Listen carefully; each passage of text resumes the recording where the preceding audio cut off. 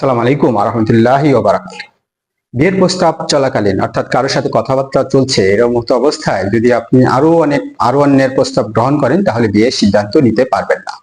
আমাদের রিসেন্ট একটি বিয়ে আলহামদুলিল্লাহ হয়ে যাবে ইনশাআল্লাহ কিছুদিনের মধ্যে।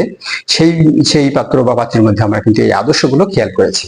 যখন ওনার কোনো পাত্রের সাথে যোগাযোগ হয়েছে তখন ওই পাত্রর সাথে কথাবার্তা চলাকালীন উনি অন্য কোনো পাত্রের প্রস্তাব গ্রহণ করেননি।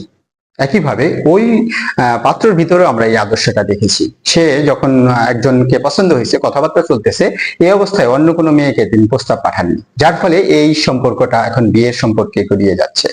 এজন্য বিয়ের সময় এই আদর্শগুলো আমাদের খেয়াল রাখা উচিত। যখন কোনো ছেলের সাথে আমার কথাবার্তা চলতেছে, এই অবস্থায় যদি আমি আরো কোনো ছেলের সাথে কথাবার্তা বলি তাহলে আমরা সিদ্ধান্ত নিতে পারবো না। একটা সিদ্ধান্ত আসার পর, হ্যাঁ বা না, একটা সিদ্ধান্ত আসার পর যখন আমরা অন্য প্রস্তাব গ্রহণ করব, তখন এক্ষেত্রে আমাদের সুন্নাহ মানা হবে এবং বিয়েটা সহজ হবে।